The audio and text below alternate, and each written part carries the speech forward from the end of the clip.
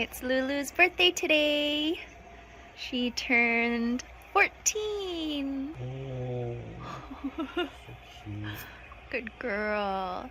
We're gonna give her a snuffle mat later, and it's almost her dinner time, so she's getting a little bit impatient, but still 10 or 20 minutes left.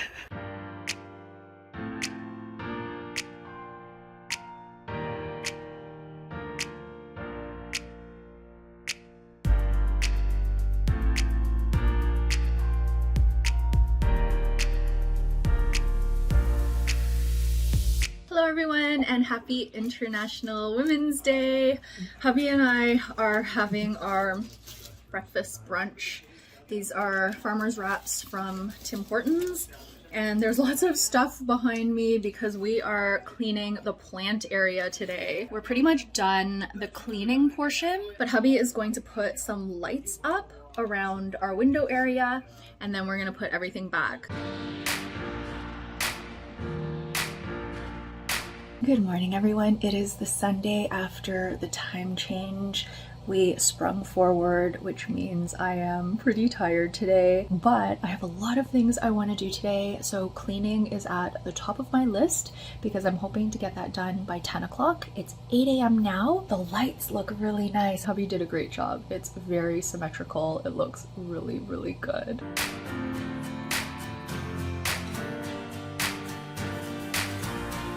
Hubby and I are at the bay. He's trying on this HBC coat. It's like the stripes collection. We are trying to use up our gift cards, which are very old. We have around $116. So we're in the stripes shop, and we're thinking about getting just like one of these little wool blankets, kind of like a souvenir, I guess, for HBC in case they go out of business, because there's never anyone shopping in here. I think we might get this one or the darker one. This one's like a charcoal color. I would like one of the bigger ones, but they're like $450 or $550, and I think that's a bit too much. We ended up getting the dark gray throw. We also went to Poulet Rouge. About to have our poutines. I just went with the original poutine. No sauce, no chicken once again, but I did select a couple of toppings, shredded cheese and the corn. So I didn't go too out of my comfort zone, but still looks really good. Hubby got similar to last time, but no onions. That's the only difference. It looks good. At the Toronto one, they only give you 2 toppings, whereas in Montreal, we got 3 toppings. Okay, here we go. It's good. I like it with the corn. Hubby and I just finished watching Severance season 1. We'd never watched it before, but one of my friends recommended it, and she said she never watches TV. She's like not a fan of television series, so that piqued my interest because usually I'm like not too keen on committing to a series, especially when it's not over yet. But because she so highly recommended it and she knows I enjoy sci-fi, I thought, you know what, we'll give it a try, and we were hooked. We haven't watched season 2 yet, but we think we might wait until the last episode comes out, and then we can watch them at our own pace rather than having to wait for it to be released. We've been watching a few YouTube videos about it, just like theories and such, so we might go ahead and watch that while we eat. We want to be careful not to watch any spoilers for season 2, so we just make sure that the videos are like really old before season 2 came out. When I was cleaning this morning, I came across this book, which my friend and I got after taking a tour at HBC many years ago, probably around 20 years ago. This is all about the HBC blanket. This is, of course, the original or the traditional one. In my 20s, I probably would have purchased the one with the 4 colors. But now that I'm older, I like more neutrals. I love gray, as you know. So I'm really happy we went with the charcoal one. But this is a really beautiful book. It's just like a really thin book, but it's got the history of the blanket. So maybe we'll read this a little later. This is usually around the time I have a nap, but I'm actually not sleepy because I had that bubble tea. So I'm going to transfer some videos onto my computer. As I sat down, I saw this, which is that neon heart that I got for hubby during the pandemic, and it has died. I think we're still gonna keep the heart itself though. Later on this evening, I'm gonna go through some boxes of paper. This was up on our wall unit, and there's a lot of old papers in here that I can get rid of. And then we have 2 accordion folders back there that have also a lot of old papers and things. So I'm gonna try to go through all of that. I also pulled a bunch of boxes off of the wall unit. These are hubby's, and he's gonna go through these as well. So we've got a nice little organization project for later this evening. I'm very impatiently waiting for my roasted broccoli to cool down. I just cut up a couple of broccoli crowns and tossed them with some olive oil, some of that Cool Runnings jerk seasoning, which is so good, and some garlic powder. So I am really excited to eat it. While I wait, I'm going to have some of these Hardbite tikka masala chips. I bought these on sale and I hadn't tried the flavor before. Hubby likes them, but I'm just okay about them. I probably wouldn't buy this flavor again. Not that they're bad, but I just like other flavors better. I really love the Hardbite ghost pepper flavor as well as the truffle flavor, and I read that they have a wasabi ranch flavor that I really want to try, but I haven't seen it in stores. These are not spicy at all, at least to my taste buds, so I am going to put some cayenne pepper on there. This just adds a nice little kick. I'm just flipping them over, adding a bit more. I am feeling in some kind of distress. Don't even know where to begin talking about this. As you may know, if you've been following my vlogs for a while, I stopped reading the news a few years ago. Sometime during the pandemic, I was seeing what the news was doing to my mental and emotional health, and I was like, I'm not going to scroll through headlines anymore. Of course, I still kind of know what's going on. I'm still online. I still see random headlines here and there, especially when I'm on Reddit, which I still browse because I love all of the different subreddits I'm a part of, especially the rabbit ones. And hubby is a news addict. He loves the news, but it doesn't affect him the way it affects me. He doesn't get like emotionally drained from it, and he will share some of the big stories with me just in like conversation.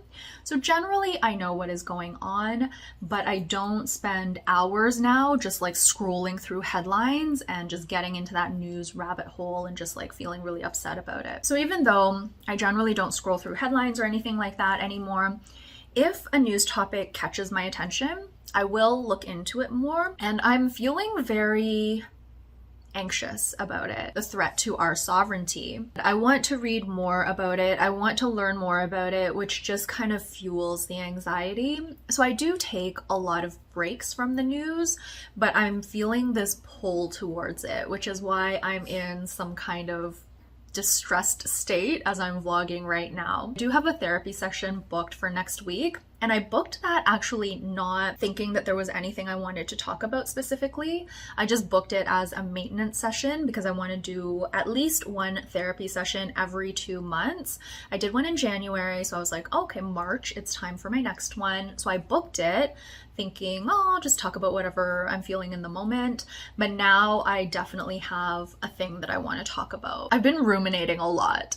I've had the time to do that because this week I'm off from the writing studio. The studio's actually closed this week for March break. So I've been immersing myself in this cleaning challenge, and that has helped a lot because there are so many things I want to do in terms of deep cleaning and organizing and decluttering. And of course, I'm posting a YouTube short daily, so it feels very busy. This is all self-imposed busy work, I guess, but it also feels really good because I feel like I'm taking care of the home. I'm feeling a lot of motivation and a lot of energy. So I've been going to the gym, which is like not something that I usually do. 4 or 5 times out of the past 6 or 7 days. So that's quite a lot for me considering last year I only went to the gym once the entire year. I don't do anything too strenuous. I basically go on the exercise bike and I read my book. I'm reading a book called Cuckoo Land right now, and it's all right. I'm having trouble staying immersed in it.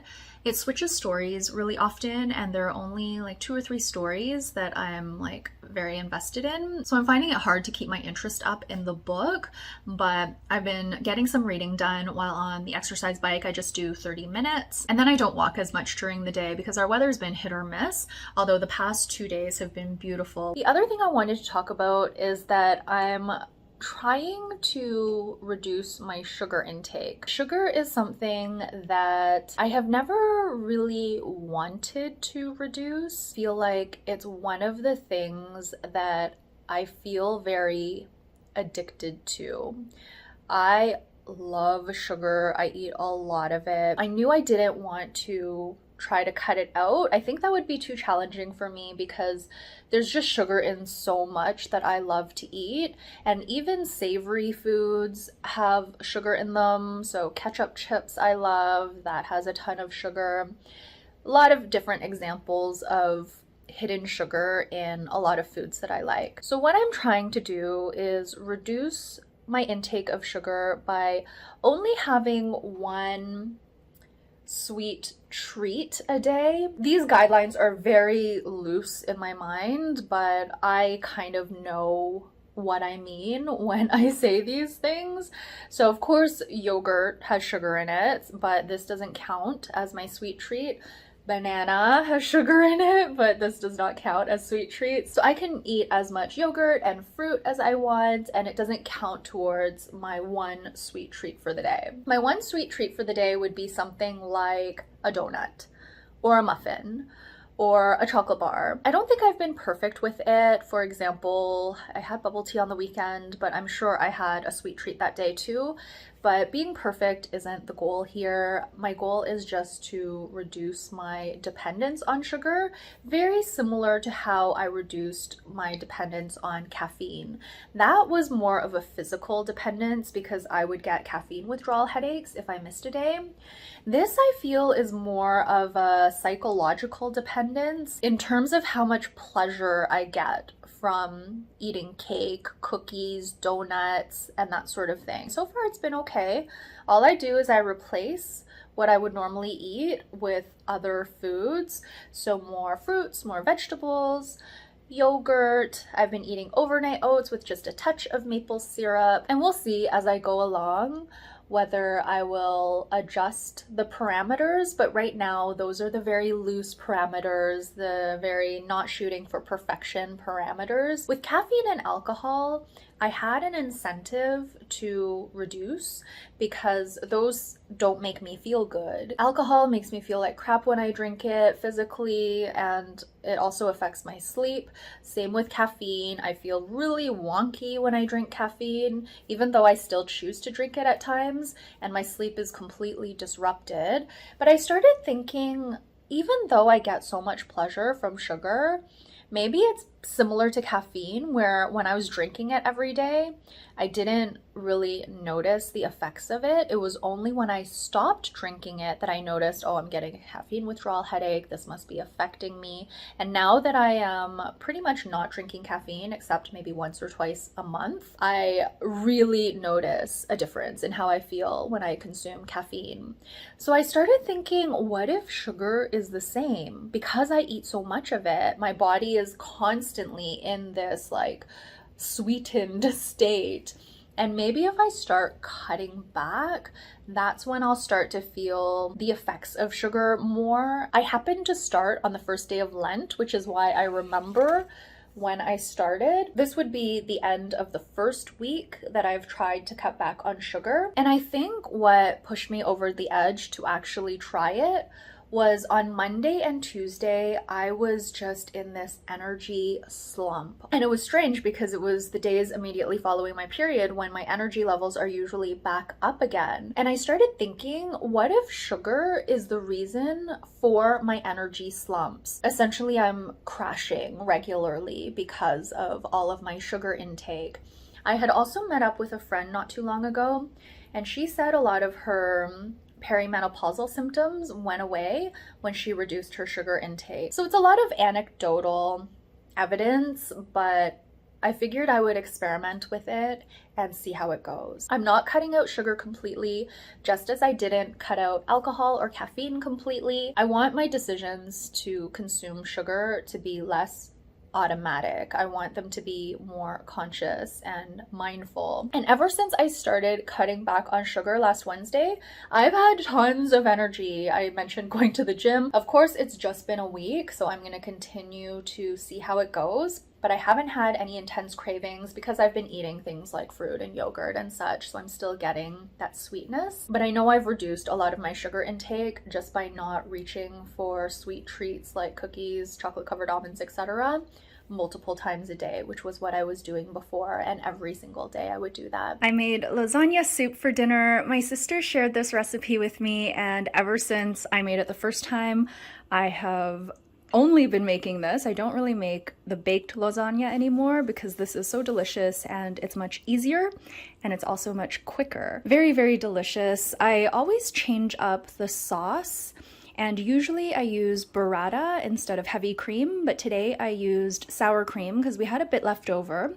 I've been making tacos for a few nights, or I guess you would call them small burritos. The reason I started doing that was because I had a can of jackfruit that I wanted to use up, so I made jackfruit tacos one night, and then I used some ground chicken for the second night. So we had a bunch of sour cream left over, put that in the soup, and we don't have the like burrata skin, I guess. I don't know, the outside of the burrata, which we usually cut up and put on top. So we're using this mozzarella cheese. I'm just gonna put a little bit on top. This is really, really good. I have scaled the portion so that I can make just enough for the two of us. And we're pretty full after we eat the entire pot. Good morning, everyone. It is the weekend before I go back to work, and I still have a lot of energy, so I woke up a bit earlier than my alarm today, and I'm going to head to the grocery store pretty early. I'm just about to put on my brows. I've been really liking this Atomy brow pencil. I was looking at what other clips I've gathered up over the past month or two, and I figured I would talk about hubby's birthday. Something fun to distract me from the news, which I'm still over consuming. So for hubby's birthday, we ended up going back to Yasu. We haven't been there in ages. This is an omakase restaurant, and they've changed it quite a bit since we last went before the pandemic. It's no longer all sushi. They do a bunch of sushi courses, but they also provide this really, really nice appetizer, seasonal appetizer, beautifully presented, very delicious. It's gotten more expensive though. I feel like it's double the price that it used to be. So dinner was quite expensive, but we went during tax-free, so we got a little bit of a discount, and we really enjoyed the meal. On our way home from Yasu, we went to Fresca Pizza, and this is an old pizza shop that I used to go to back when I was in grade 7 and 8. It used to be called Massimo's, and it's kind of a Toronto style pizza, if you will. It's a really, really thin slice, but they put all of this garlicky herb oil on it. I think the scent is better than the taste.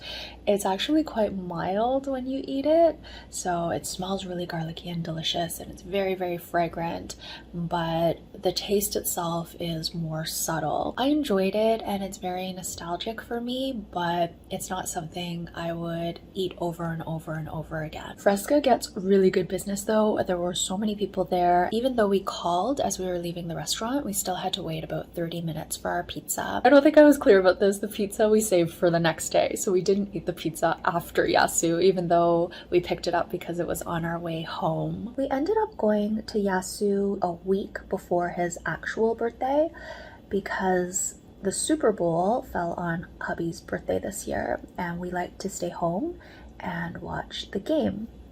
So because it was hubby's birthday, I treated him to a second birthday dinner, but we just got pizza as takeout. He really loves Prince Street pizza. I'm okay about it. I don't like it as much as he does, but I do have my favorite pizza from that shop that I always get. So hubby got, I think it's called like the Nasty Pie or something like that. He really loves their vodka sauce, and he really loves like a thicker pizza, almost like a Detroit style pizza. Also ordered my personal favorite, which is the Okie Smoky. This is a round pizza, very thin, and I just find it a lot easier to eat because it's not as rich. The pizzas were so big. I have photos of us holding them. They are huge. I literally had trouble looking at the camera behind the pizza box. I forgot to talk about the birthday cake I got hubby, so I'm just doing a little voiceover. Here it is. It is a burnt Basque cheesecake from a shop in Toronto called Soft Dough Co. It was really, really good. It's basically this crustless cheesecake that's very creamy and delicious, and hubby loved it. We got Poulet Rouge again. This time I did get sauce on it. I got the chili sauce, or hot chili. I got corn again, and instead of cheese, I got these little gherkins. The person working there commented that he had never tried pickles on the poutine before, but he said it looked good. Hubby got the same as last time, but instead of onions, he got tzatziki sauce. It smells really good with the pickles. I think some vinegar to cut the richness would be good. Got a bit of everything. Good. Really good. Good balance. The chili sauce is good too. Oh, I think I'm gonna get it like this from now on. Yeah. It's really good. Okay.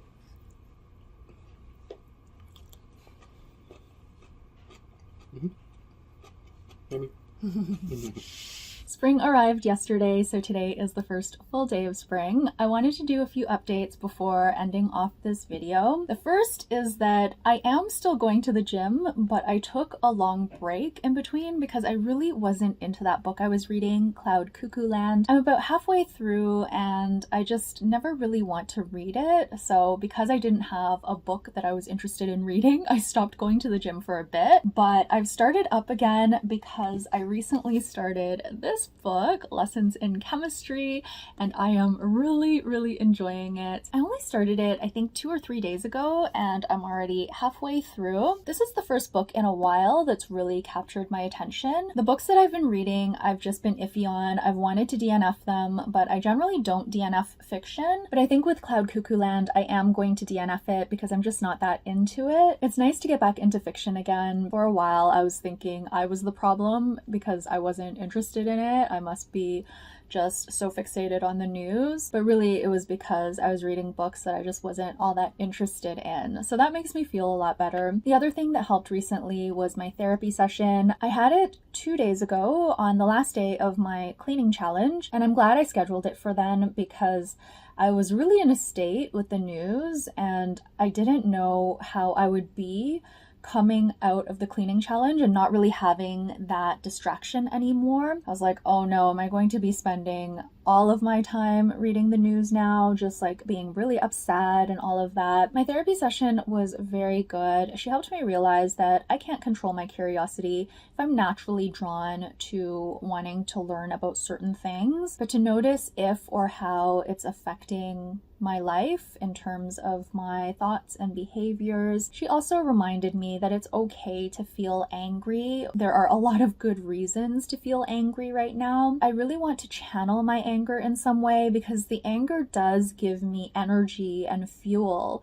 So what can I do with my anger? Right after the therapy session, I decided to do some quick little drawings on Procreate. They're essentially rage coloring drawings, so I plan to print them out and color them. So that was a creative way for me to release my anger and energy. And I had this idea for a while that I wanted to draw or try to get better at drawing because I'm like really terrible at drawing, especially on a device. So I've been wanting to improve on that anyway, and I thought this was a good way. Plus I like to color. The other way I've been responding to the constant rhetoric of Canada becoming the 51st state and the threat of annexation, not just of Canada, but also Greenland and Mexico and the Panama Canal. I've been trying to support Canadian companies and Canadian workers.